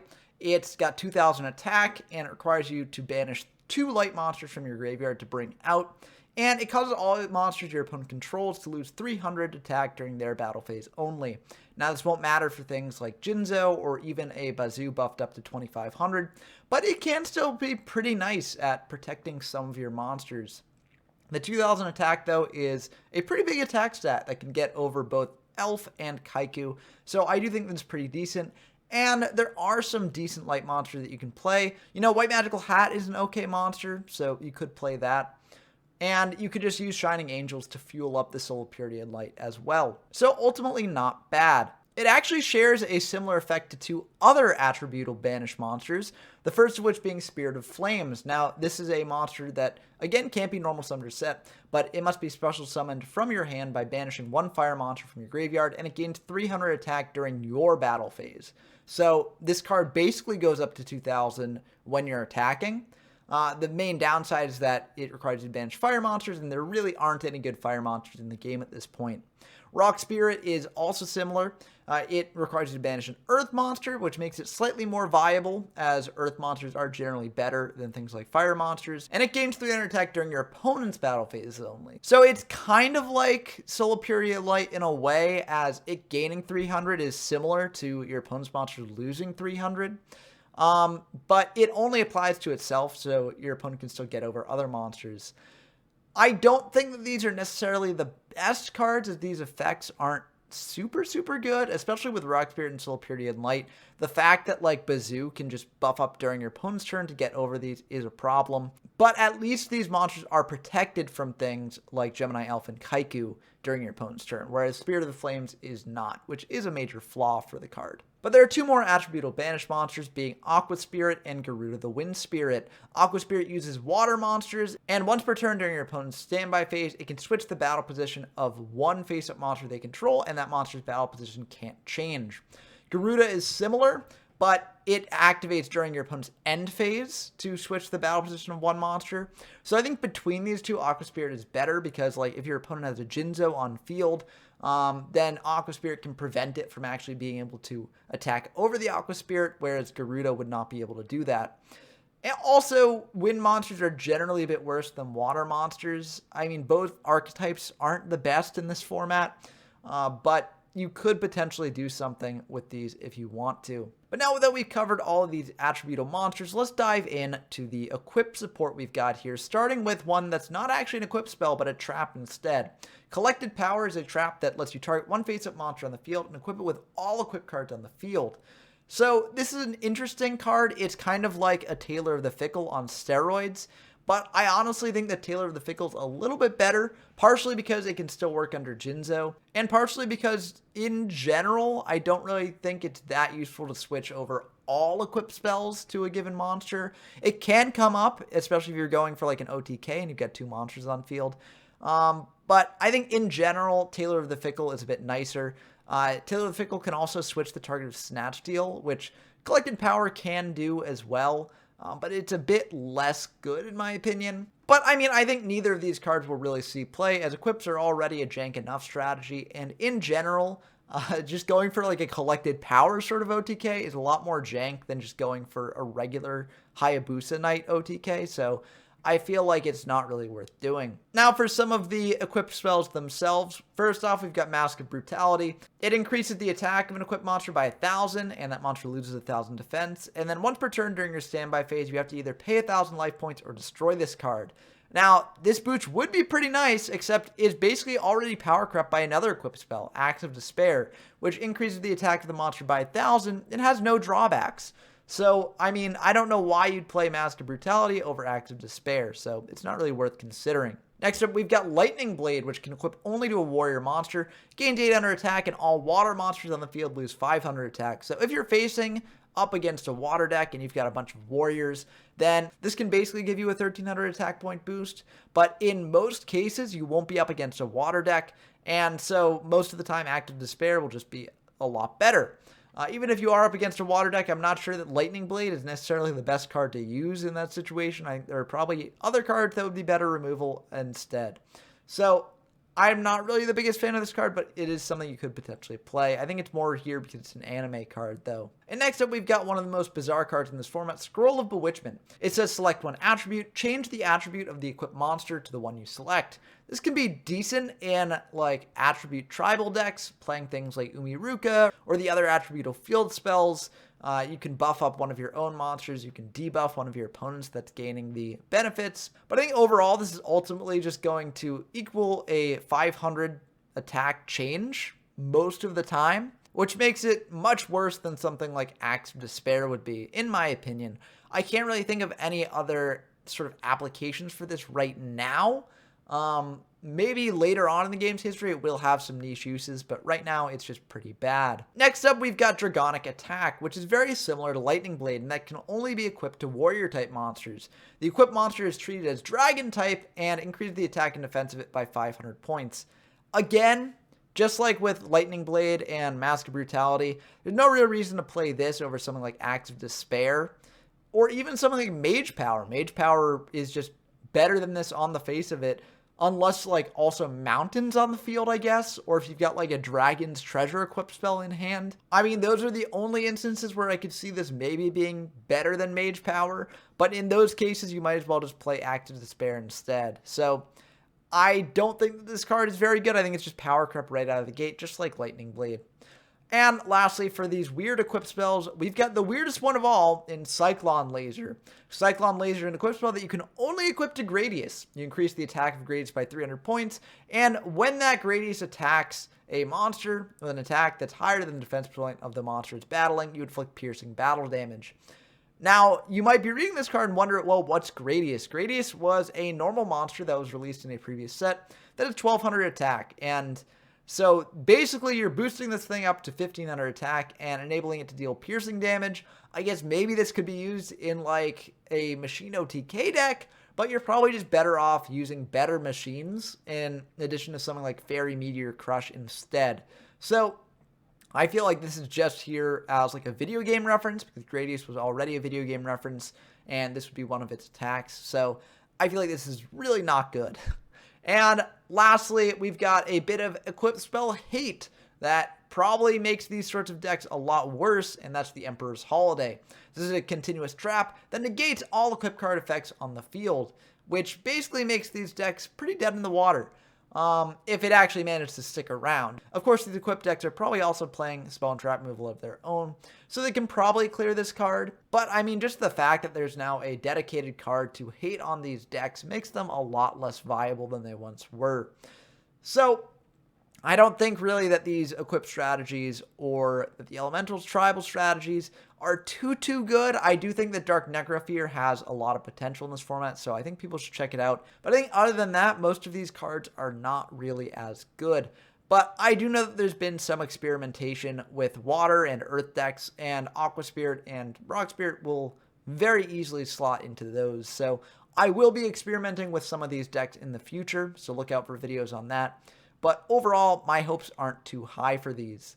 But there's one other sort of aggressive category of jank that I want to cover, and that's ritual and fusion monsters. Now, these two alternate ways of summoning did receive some major support in Labyrinth of Nightmare, which makes them a lot better than they once were. Before I dive into the new fusion monsters and the fusion support, I also want to mention that there was a new ritual monster released, and this is the strongest ritual monster released yet in terms of stats. That ritual monster is the Masked Beast, which has 3200 attack on a level 8 ritual monster, which honestly isn't the hardest thing to pull off. You just sacrifice 2 level 4 monsters and with the Curse of the Masked Beast, and then you've got a 3200 attack beast deck that you're special summoning out to field. So I do think that maybe some jank could go along with this. You're putting a lot of resources into it most likely, but it could be worth doing. So I'm curious to see if people will experiment with this, or if the main ritual decks will just stay on things like Relinquished instead. But that's the only new support that Ritual got, so I figured I'd cover it here while I'm talking about sort of alternate summoning techniques. Fusion, however, got a lot of support. Let's start with the new fusion monster that was introduced, which is the Last Warrior from Another Planet. This is made with Symbire the Dark and Mariokutai, which I'll discuss Mariokutai in a second, but realistically, you'll probably only need Symbire the Dark. And if this card is special summoned, destroy all other monsters you control. Neither player can summon monsters, which is pretty insane when you think about it. Yes, this card prevents you from doing much in terms of your monsters that you bring out besides Last Warrior, but you can also lock down your opponent from summoning monsters, and if you combine this with something like Light of Intervention, you can actually prevent them from committing any monster to the board at all. Now, that sort of combination is a little bit too jank for my liking. I think the monster is just good on its own, honestly, and you don't need the Light of Intervention jank to go along with it. But it is a very interesting new tool that fusion decks do have, which is a bit important because there are now new ways to bring this out. Before this point, the only really tool that fusion decks had to bring out fusion monsters was polymerization. Now there's a new option in the form of Fusion Gate. Fusion Gate is a field spell that lets you fusion summon a monster from your extra deck by banishing fusion materials mentioned on it from your hand or field. So this has a couple benefits on polymerization. One, you can use it multiple times to do multiple fusion summons, whereas polymerization, it's just one fusion summon per poly. Now, of course, the downside is that these cards are getting banished instead of sent to the graveyard, but ultimately that's a small price to pay, especially when the fusion materials aren't very good in the first place, like Mariokutai. I wanted to bring this up because it is a fusion material for Last Warrior from Another Planet, and it's not the best. It says during your opponent's turn, when your opponent activates a spell card, you contribute this card, negate the activation, and if you do, destroy it. So that can be like decent at stopping your opponent's plays, but your opponent can just attack over this as it is just a 900 attack monster. So it's not the best, and your opponent can very easily play around it. So I'd recommend, if you are playing Last Warrior from Another Planet, just playing Zumbara the Dark and any of the various fusion substitutes like Versaga the Destroyer or Beast King of the Swamps. Although if you are playing Beast King of the Swamps with something like Mother Grizzly to bring it out, then maybe you will want to play Mariokutai, as you can bring Mariokutai off of Mother Grizzly as well. But I think the best thing to do is probably just go with Versago. You're probably already playing Mystic Tomatoes, and Versago can be searched off of that. I do also want to mention two other fusion monsters that will likely see play in a fair amount of these fusion decks, those being Thousand Eyes Restrict and Twin-Headed Thunder Dragon. Starting with Twin-Headed Thunder Dragon, the main reason I think this would see play is just because its materials are so accessible. All you need to do is draw one Thunder Dragon, discard it to grave, and then you've got two more. And with the existence of something like Fusion Gate enabling you to fusion summon more often, this can be very good. So I do think that Twin-Headed Thunder Dragon could have a place in these fusion decks. Thousand Eyes Restrict, on the other hand, is just a very good fusion monster. Basically, you get it out on the field, it locks down the field, so neither player can attack except with Thousand Eyes Restrict, and no monsters can change their battle position, and it can suck up a monster that your opponent controls. Now, we're still a long time away from things like Tsukiyomi or Book of Moon, so this does lock you down pretty effectively, and it can be more of a pain than a help. But there are other ways to cheat this out in this format that can make it a little bit better. The main one being Summoner of Illusions. This is a very interesting flip monster. Basically, when it's flipped up, you tribute one other monster, and if you do, special summon one fusion monster from your extra deck, but destroy it during the end phase of this turn. Now, this is a lot worse with something like a Last Warrior from Another Planet, which, will lock you out of really doing much and destroy your entire field pretty much. But it can be very good with something like Thousand Eyes Restrict, effectively turning it into just a quick removal tool potentially, or just a way to lock down your opponent from attacking in the battle phase if Summoner of Illusions is flipped up during your opponent's turn. Now, I don't think this is the best card in the world, but it is a jank option that you can play, and I do think it's very interesting, and I'm curious to see if people experimenting with this can potentially break it. In addition, it's a much easier summoning method than playing things like Relinquished and Thousand Eyes Idol in your deck, unless you're already playing a dedicated Relinquished deck anyways. However, I think dedicated Relinquished decks should probably just stick with Relinquished itself rather than wanting to go into Thousand Eyes Restrict. The other monster released to support fusion strategies is Supply, which doesn't really play well with Fusion Gate, but can play well with Polymerization. This is a flip monster that, when it's flipped up, lets you return 2 fusion materials that were used for a fusion summon to your hand. And that can be pretty good at getting back some resources, especially if you brought out a Last Warrior from Another Planet, as Zumbara the Dark is a pretty good monster on its own. However, I think that with Fusion Gate in the format, if people do decide to go the Fusion Gate direction, people won't really be playing Supply as much, and in addition, Supply doesn't really play well with Nobleman of Crossout. But it is an option to potentially consider if you are planning on running a Fusion deck. The last card of note here that I want to mention is Defusion. Defusion is a quick play spell that lets you target one fusion monster on the field, return that target to the extra deck, and then if all the materials that were used for its fusion summon are in your graveyard, you can special summon all of them. So The interesting thing about this card is that it can be used as a defense against a fusion deck. Like if your opponent is on fusion, then you can put in some defusions in your side deck potentially to dismantle things like Last Warrior from Another Planet or Thousand Eyes Restrict that are really annoying to deal with. But it can also be used as like a pseudo OTK tool. If you attack in with a big fusion monster like Twin-Headed Thunder Dragon, then you can actually bring back the Thunder Dragons from your graveyard if you did use Polymerization, and get in for an additional 3,200 points of damage potentially. So this is an interesting card in that regard. Again, just like with Supply, if you are running Fusion Gate instead of Polymerization, Defusion becomes a lot less good, but it is an interesting card to consider, and I'm curious to see if it will see play in this format. Now, being honest, I don't really think that the Fusion decks in this format or the Ritual decks in this format are too good. I think Relinquished has promise, but playing the Mass Beast is a little bit iffy.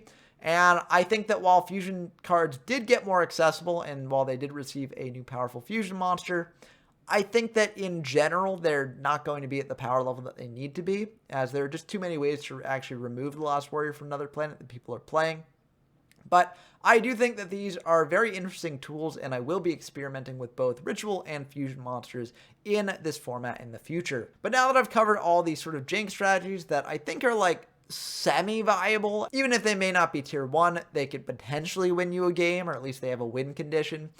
It's time to discuss the cards that are just outright terrible, and that basically have no place in any deck. I'm calling this category oof, because it really is an oof. Like, these cards are just abjectly terrible, and I feel like they probably won't see play in any deck for a good reason, because they're absolutely horrible. If you're less interested in just the general cards added to the card pool, feel free to skip ahead to the example deck list that I have of an actual good deck that I'm going to close out the video with. But if you are interested in just how bad some pack filler cards can get, then this is the section for you. Let's start with Nuvia the Wicked. Now, this is a 2,000 attack monster that if it's normal summon gets destroyed, and if your opponent controls any monster, decrease the attack of this card by 200 points for each monster on your opponent's side of the field. Now, somehow, this is actually a slightly better version of another card, Boar Warrior, which is much worse, has a very similar effect to Nuvia, and has more of a decrease in attack. Either way, both of these cards are terrible. I could potentially see you using them for like Last Will fodder, as, you know, if you summon them out, they get immediately destroyed. You activate Last Will, bring out something good from your deck. But you could just use Cannon Soldier instead, so I don't really see the point of something like Nuvia the Wicked. This set also had another terrible 2,000 attack point monster in the form of the Unfriendly Amazon. This is a monster that forces you to tribute one of your monsters on the field, excluding itself during each of your standby phases, and if you don't, this card is destroyed.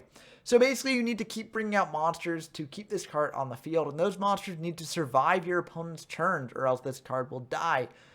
And on top of that, while it can beat Gemini Elf and Kaiku, can't actually beat Bazoo, so I don't really see any point to playing this card, but it is sort of an interesting addition to the level 4 beat sticks that have terrible downsides. Moving on, we've got a category of cards that are all very similar and very bad for that reason. Starting with Lady Panther. Lady Panther says, tribute this card to return one of your monsters destroyed in battle during this turn to the top of your deck. And this is very similar to Crimson Sentry, Forgiving Maiden, and Fairy Guardian, all of which have similar effects. Crimson Sentry lets you tribute it to return one of your monsters destroyed in battle to the bottom of your deck. Forgiving Maiden lets you tribute this card to return to your hand one of the monsters destroyed as a result of battle this turn. And Fairy Guardian lets you tribute this card to return one spell sent to your graveyard by your opponent during this turn to the bottom of your deck. Now, the flaw with all of these cards is that they must be used during your turn. So if you do use one of these cards, that means that you have crashed one of your monsters into one of your opponent's monsters and destroyed it by battle that way. So while this could be something like a Mystic Tomato that you would want to get back later, it's not really doing much to add it back to your deck, as if you crashed your monster into another monster, then you're probably in a pretty bad position where your opponent has a bigger monster on their side of the field, unless you were doing like a big recruiter crash and you wound up on top of the exchange in that regard. However, that's a very niche scenario, and in that scenario, I don't think that you're too upset about having the monster in the graveyard as opposed to back in the deck, so I don't really see any of these cards seeing much play. Fairy Guardian, on the other hand, will only basically activate if your opponent has like negated one of your spell cards with something like Solemn Judgment, as that will destroy the card and send it to the graveyard. Otherwise, they would have had to use spell and trap removal on your turn before you summoned out Fairy Guardian, and you would have had to have a normal summon left to summon out Fairy Guardian, tribute it, and add it back to the bottom of the deck. And since spell cards aren't searchable, this then means that that's just somewhere in your deck, so it's not really useful. You could potentially draw it later in the game, but there's a very good chance that you won't. So I really feel like this card is extremely, extremely bad. Maybe even worse than the other monsters that have a similar effect. And the last monster that I want to discuss here is Dream Sprite. This is a monster that when it's attacked by your opponent's monster, you get to select another one of your monsters and designate it as the attack target. Now, the big flaw in this is that if it's face up on your field, then your opponent doesn't have to attack into it. They can just attack into your other monsters or play around this. So this is just asking your opponent to not read this card. And that's not something that your opponent will be doing at high levels of play. So I feel like this card is really, really bad. But just because the monsters are terrible doesn't mean that the spells and traps aren't terrible as well. Let's dive into one of those now with Return of the Doomed. This is very similar to the Lady Panther, Crimson Sentry, Forgiving Maiden, those sorts of cards. It lets you discard one monster from your hand to the graveyard, return one of your monsters destroyed and sent to your graveyard as a result of battle this turn to your hand at the end of the turn. So not only is this causing you to discard a card to actually get the monster back, but you can't actually use that monster this turn because it's added back in the end phase. So, for a very similar reason to Forgiving Maiden, Crimson Sentry, and Lady Panther, this card is just abjectly terrible and should not really see play in any deck that I can think of. Maybe there's some way to break this, but I really can't see it. Next up, we've got Chosen One, which is a very interesting card that maybe has some applications, but it's just way too situational to actually work. It lets you select one monster card and two non-monster cards from your hand. Your opponent randomly selects one card among them. If it's the monster card, it's special summoned and the other two cards are sent to the graveyard. If not, all of them are sent to the graveyard. So if you really, really want to get out a monster from your hand, then this can be very good because there's a 1/3 chance of that monster getting sent to the field. It can also stack your graveyard, I guess, if you've got like Call of the Haunted set that you don't really care if your monster goes to the graveyard or gets on the field because you'll be fine either way. But in order to do that, you're using up so many resources, and it's not even guaranteed that the monster will hit the field. So I really think this card is really bad. It's cool for like anime-esque like BS, but I think outside of that, it's just a terrible card. Next up, we've got Jam Breeding Machine, which is a very interesting card, but I don't think it's very good. During each of your standby phases, it special summons one slime token in attack position. However, the caveat is you can't summon any monsters except for slime tokens. So this is just like locking you into very weak monsters that your opponent can easily get rid of for not really much benefit. I mean, I guess if you're able to stick a bunch of slime tokens on field, you could combine them with like equip spells like United We Stand or Mage Power to boost up their attack. But in general, that's not really worth it. You're just better off putting those onto monsters that actually have good stats and don't lock you out of summoning other monsters. So I think this card is pretty bad. Next up, we've got a bit of a better spell card, but one that's just kind of useless, and that's Infinite Cards. Now, Infinite Cards just says there's no limit to the hand size for each player. So I guess if you're an empty jar deck and you want your opponent to have a huge hand, but you don't necessarily have card destruction right away to discard it, then you could play this card, hope that your opponent won't just play their hand anyways, and, hope to get good card destruction hits later. But outside of that, I think this card is pretty bad. I think even that application is kind of a stretch. So I think this card is just generally useless at this point in the game. Maybe later on in the game's history it will get decent, but as of now, it's just pretty bad. And the last of these terrible spell cards is Spirit Elimination. This is a very interesting spell that lets you banish monsters from your field instead of banishing from the graveyard if you're going to use an effect that does that. So, for instance, you can pay for something like Bazoo by banishing other monsters on your field. You can pay for Skull Lair using this, etc. But, I mean, most of the time you just want to be using up your graveyard because those resources are already kind of hard to get back. So it's much better to banish those than banish monsters on field. I guess there are some niche scenarios where you're out of monsters in your graveyard, or your opponent has a Kaiku up. This can get around Kaiku because you're banishing cards from your field instead of the graveyard. But I mean, I feel like this is just a very, very niche card and very useless in most situations, although it does have some slight applications in niche cases. But now that we've covered the spells, let's dive into the traps, starting with Destruction Punch. Now, this is a very weird card. I initially put it in this section because I thought that it couldn't be activated in the damage step, and for some reason it can. I mean, I looked into the rulings on this, and they said that it could. If I'm wrong about this, then let me know down in the comments below, because it doesn't seem right to me that this can be activated in the damage step. But if it can be activated in the damage step, then this is actually okay. This card's a trap card that says if the attack of an attacking monster your opponent controls is lower than the defense of the attack defense position monster you control, destroy the attacking monster at the end of the damage step, and damage calculation is still applied normally. So if this card can be activated during the damage step, then you can potentially bait your opponent into attacking like a 2k defender with something like a Kaiku or a Gemini Elf, and that will actually be able to destroy it.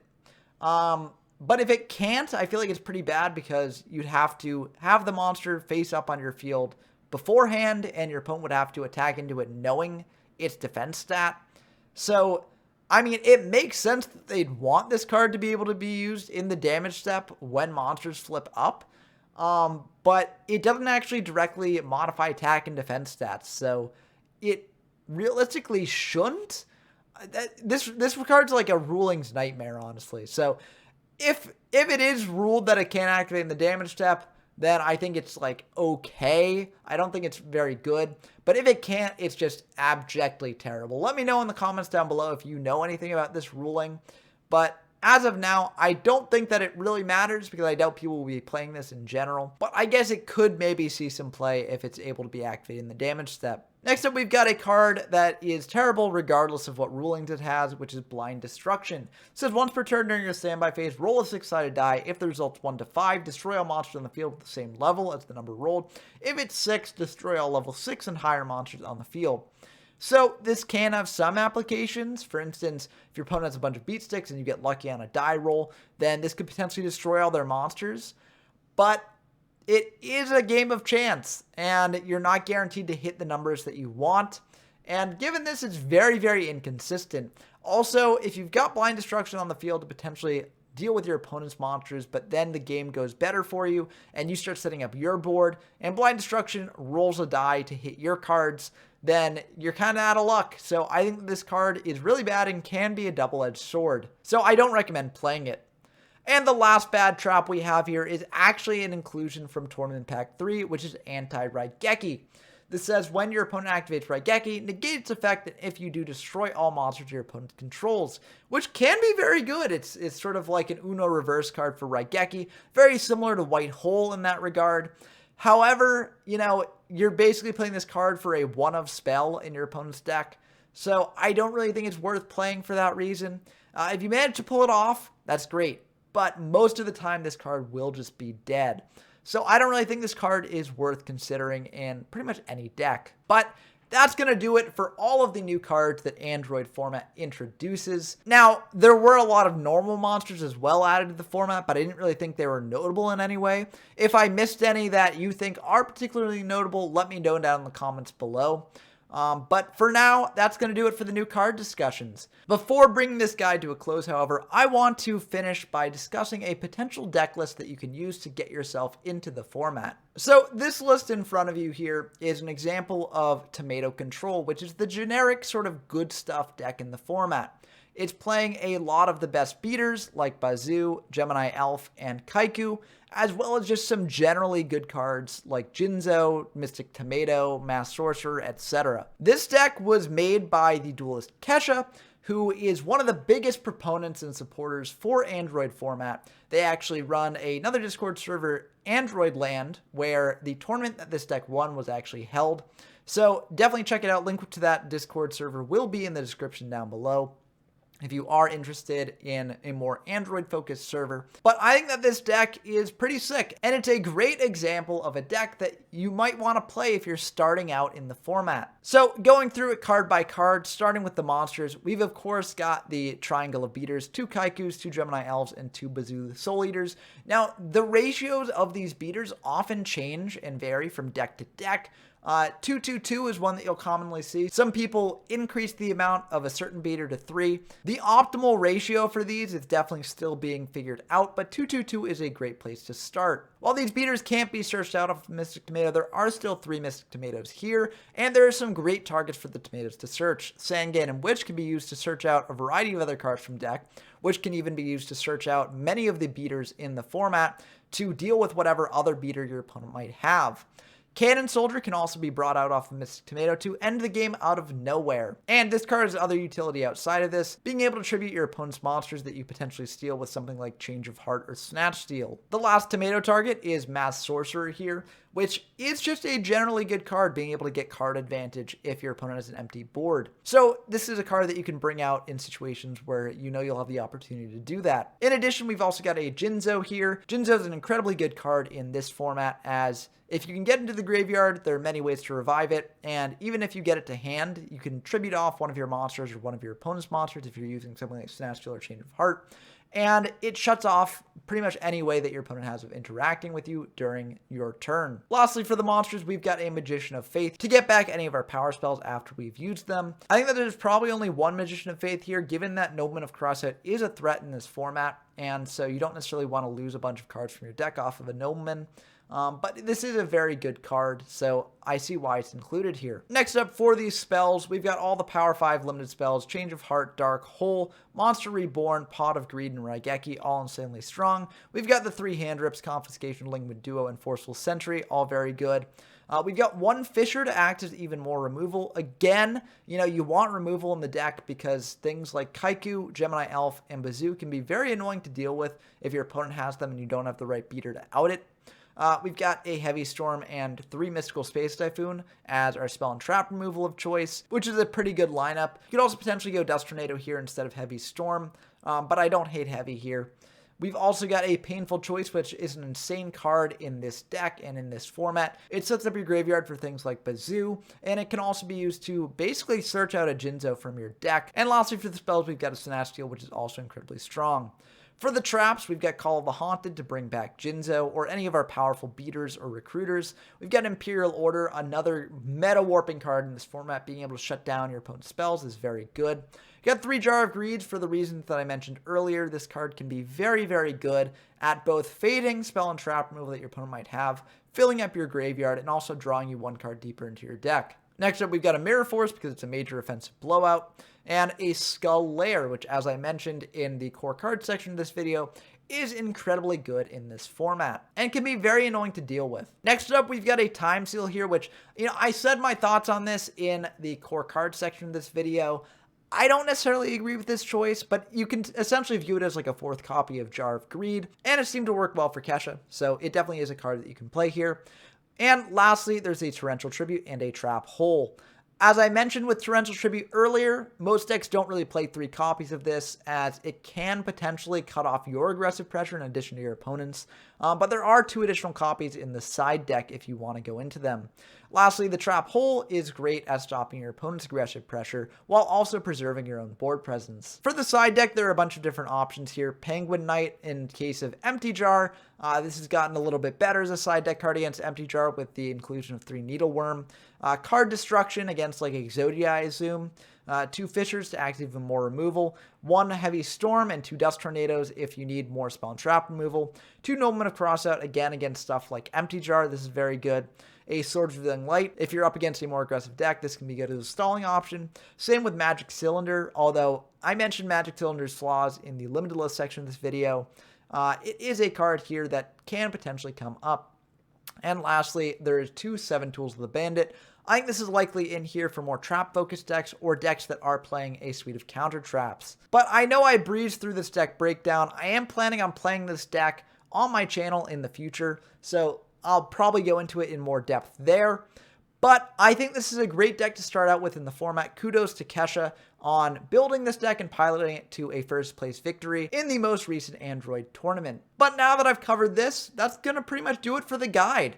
I think that now you have all the tools you need to go into this format, explore it for yourself, and potentially try and build the decks that you feel the most comfortable with. I think that, Tomato Control is probably just the best deck in the format, hands down. It might not be tier 0, it might just be tier 1, although this deck has won pretty much every tournament that it's been played in.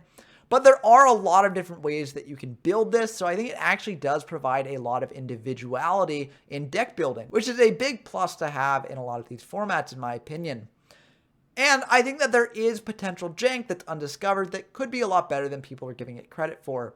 I'll be trying to explore some of that jank. I don't have the highest hopes for it, but I will be trying it out. And I will probably be spending a fair amount of time in Android format given how popular it is. Or at least given that it's more popular than some of the other formats that I've been covering lately. But let me know down in the comments below what your thoughts on Android format are. And I hope that this video was informative for you if you're trying to get into this format for yourself. I'll have a lot of videos showing off Android format gameplay, so hopefully those will also be helpful to you. But until next time, I've been Ben from YGO from Zero, and I'm signing off.